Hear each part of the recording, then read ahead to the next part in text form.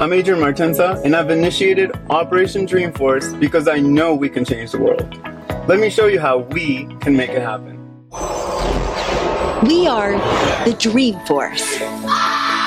As a community, you have to have the tools to create action and to fight for what your dreams are. So many of you think that if I gave you a computer, you'd be able to better achieve your dream. It might not look like it now, but when I was younger and my sister and I moved here with our family from Slovakia, my parents gave up and sacrificed everything they had just so we could have a better life. I've been in the tech industry for over 17 years now, and everywhere I turn, yes, I do see opportunity, but I also see people shrouded in the darkness of the cloud that technology casts on everybody.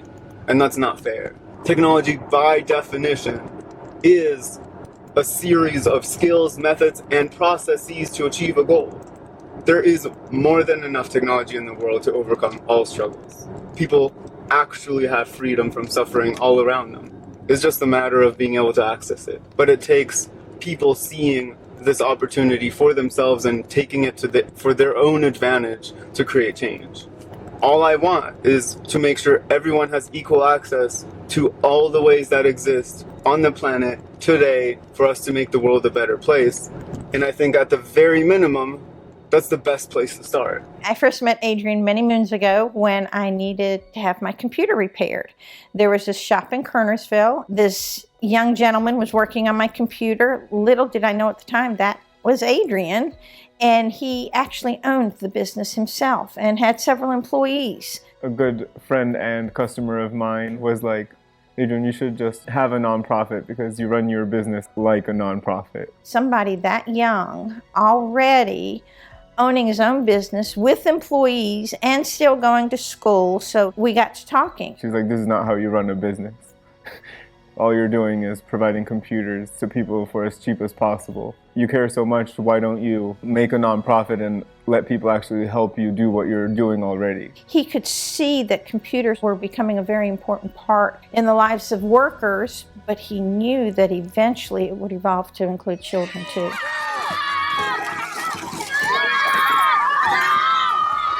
My vision and mission became to create the most efficient entity possible because I wanted to create change. I didn't want to waste a dime on anything. I just wanted to be able to source technology, source solutions, and provide them directly to people, with the benefit of the fact that I have an entire tech company behind me, so those resources are readily accessible. Sometimes youngsters only want to hear what they want to hear. They don't absorb answers they don't like. But Adrian was so determined. Welcome to Technology for the Future. This is Adrian Martinca, our CEO and founder, and I am Miriam. When we first started working together, it started off as a simple scholarship program for the community, and we'd have kids come in and they would go through our little video process, and Adrian would ask them about what their dream is and how they think a laptop would help, and at the end of the interview, so to say, they would get this laptop. But then it grew. So this is the office. That's my desk, my fish. And out here is kind of the heart of the operation with what we do right now. So I built some servers that pretty much connect to all these tables. The tables help us minimize the time it takes to get a computer ready and into the hands of a student or a family. It's something I'm actually very proud of because it took years to think of and develop. There's a big disparity in this country between the haves and have-nots. It's extraordinary. And I think it's getting worse. Adrian's idea is that there's inequality in technology. So he's trying to figure out a way to sort of equalize that playing field. And he has a really good vision of trying to solve that by making technology available to people, and especially kids. Adrian Martinca, he sees the keys for unlocking dreams. One of the most important and beautiful things that I think that Brian brings to us is the fact that he serves as a champion. So these children truly see that there's people out there who actually care.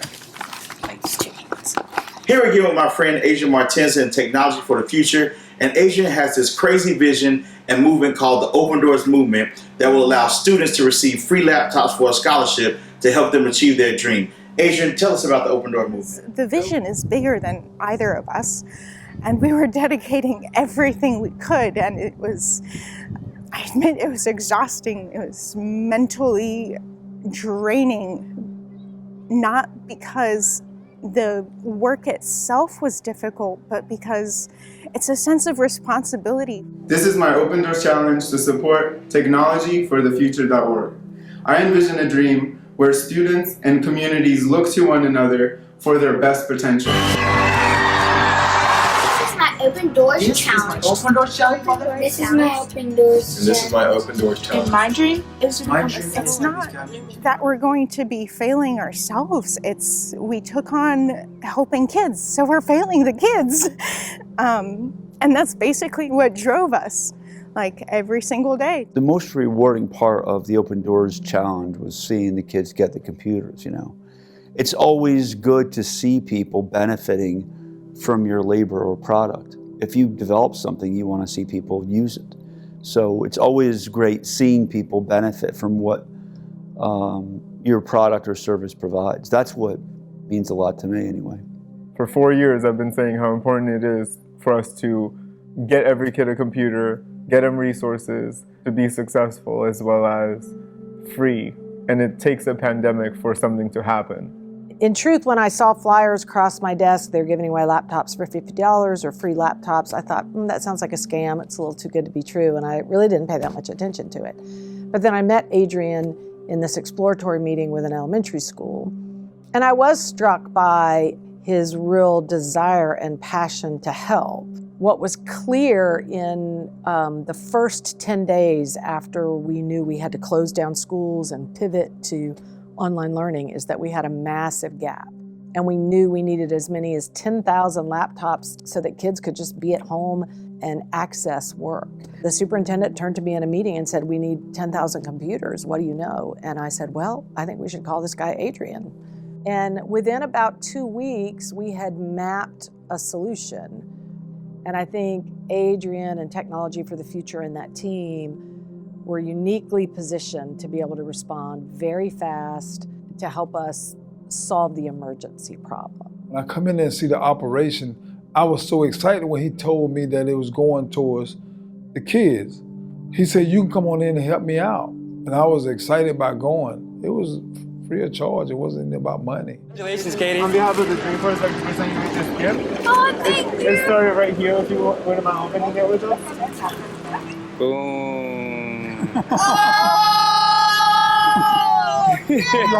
And he started talking to me about implementing me into his plans, like ideas. And I'm like, man, Adrian, this is a lot you're telling me.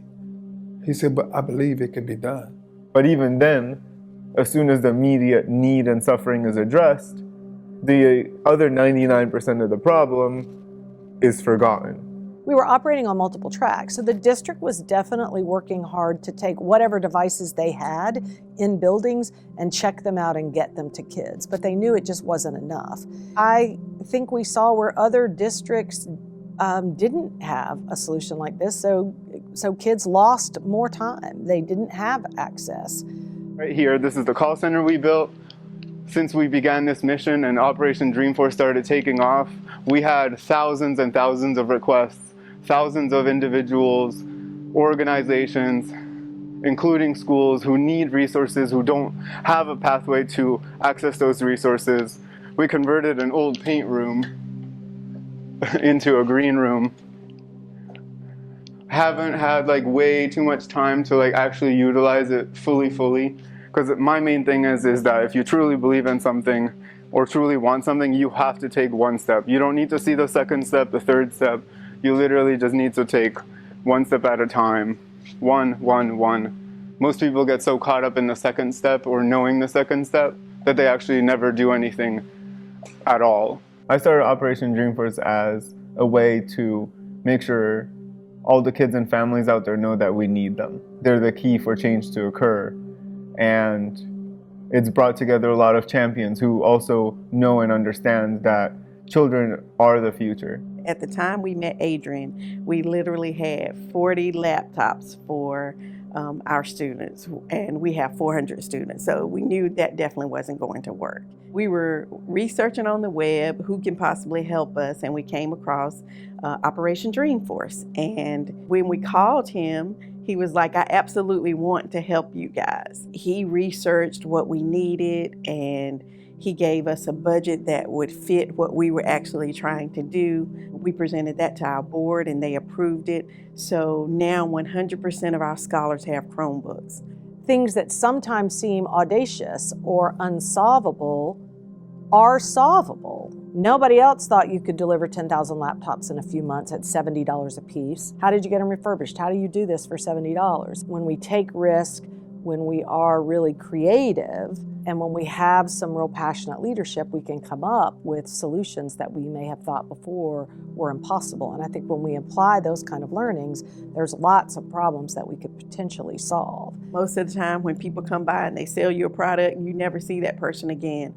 So we don't just have a relationship where he is a vendor for us for Chromebooks. We have a relationship where he is part of the Guilford Preparatory Academy community. Adrian has changed my world through computers. What he do in the community, what he do for the kids, he is an example by looking at him. So I wish I could see other kids and families see it like Adrian, because that's what I do. I try to see myself like him, running the operation, helping other people progress, and helping them reach their goals. Operation Dreamforce is creating a collective of people that believe enough in the importance of creating the shift that they're willing to stand together as a community and a family to focus on dreams as a priority. What we do is change lives, and these kids that we connect with feel believed in, they feel capable, and they feel supported. I have yet to have an opportunity to actually utilize my full potential. I feel like I'm constantly grasping for like, please give me a chance, please give me a chance, please give me a chance to do something great for the world because of what I have, and just use my damn brain. Like, let me use my brain to create something, please. Like, everyone can audit me while I'm doing it. Like, I really don't give a shit. I want to feel stressed out and like I'm crushing under some kind of weight that I can achieve. Like, I love that feeling. During those moments, I get to use what I have in my mind and the sight that I have to see what's gonna happen, where to find solutions. Like, I love that. The way we have always done things is not going to get us the solutions we need for kids. What I really appreciate about Adrian and Technology for the Future is they say, let's figure out what kids need and then let's get it to them. And he was willing to give up a lot, to give up power, to give up guarantees, to give up marketing, to give up profit, when he knew that kids were the ones benefiting. In order to achieve the things that we have achieved so far in such a short amount of time, because we both feel this sense of urgency about touching these kids' lives now, you know, when someone tells you that their kids need support or that they have state testing coming up in 2 weeks, you can't wait a month to help them. You have to respond then and now. You have to make the decisions to help them and then to put those words into action. We would often get so drained and worn out that we just skipped the drive home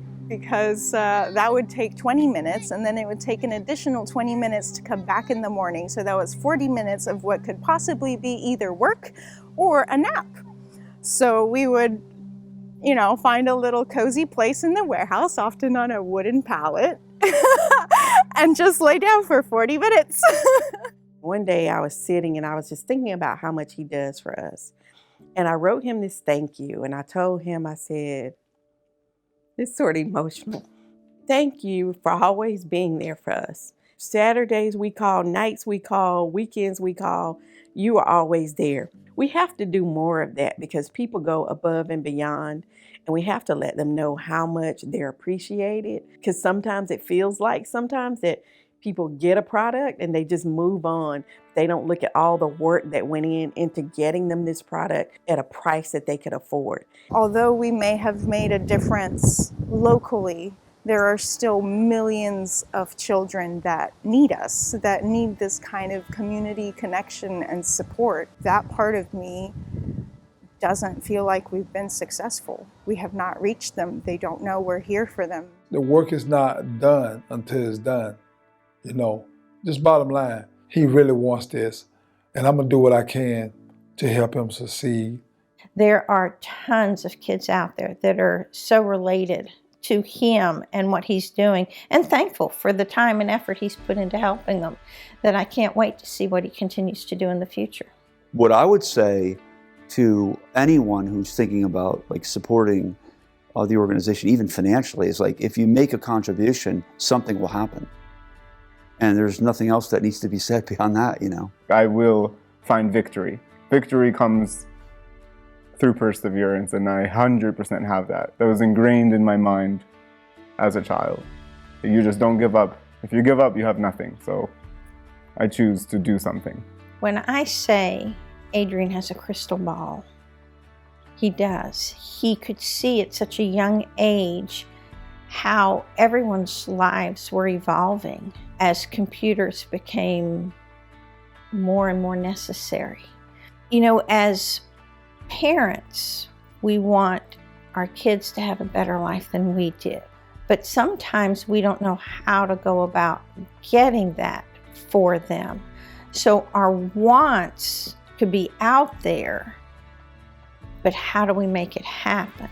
And that's where Adrian comes into play. I started piecing together the storyboard of this animation to kind of get my vision into something that even I could wrap my mind around. This little green alien comes to Earth, discovers humanity, sees all the beautiful things that they're making, yet discovers the Erebus, which is this dark creature that exists that consumes light and imagination. And that was the personification of my relationship to technology. Even though technology has manifested all these beautiful things in the world, it also casts darkness on those who don't have access to it. In a galaxy very, very near, there is a being on a mission. Processing. Creative life detected. Wow. Dream killer detected. Erebus, aka the Dream Killer. A creature that feeds on human ideas' imagination. How to eliminate threat. Save humanity through WOV, led by a community of champions. The only way we can be victorious against it is to unlock the child's full potential with WOV for Education. We're talking about any child. He can help realize their dreams. It's not just that we're giving them a tool, we're connecting them to a community and a feeling, a family that they are believed in, and that they can absolutely achieve their dream, This is what we give them. And I think every student should have that, every kid, every adult even. The end point really comes around getting people to be part of the economic system, I think. What's the point of technology? Just to be able to use a computer better or get more knowledge? That's not the point. The point is to improve your station in life. So if we focus on them and make them first, make them our priority, we will also make humanity a priority, and we're going to create the change we all want to see. And in that change, the world can be united. And our children, all of them, are going to have a victory. Here, this is a guide to open doors to a future where everyone has freedom from doubt and fear. Just remember, the key is to never stop believing in others. So WOV is the key. It's our potential as humanity to imagine, inspire, and change the future. I like that WOV is like a family that never stops believing in your dreams. With that, anything is possible. Don't forget the plan. You already have everything you need. It's just about coming together. There's so many ways you can help. It's just that little bit of time would make a huge difference. Operation Dreamforce, it could change a whole lot of lives, and to bring it to a reality. To every kid have technology before them. It's our best fighting chance of creating change, of creating a world that we feel comfortable leaving behind for our kids. That's more important than anything, and especially now. And that's something I will fight for night and day. As we step into the future, we must realize that the future is actually in the hands of our children. Are you with us? And this entire operation is even bigger than you can imagine. We're just super excited to be able to share it all with the world. And we already have awesome partners that are backing us, facilities with hundreds of people across North Carolina and the United States that are here as champions for this effort. And we just need you to be a champion along our side, because we know that we can't do it alone. We know that change occurs through community, and it takes community coming together around something positive to drive it forward.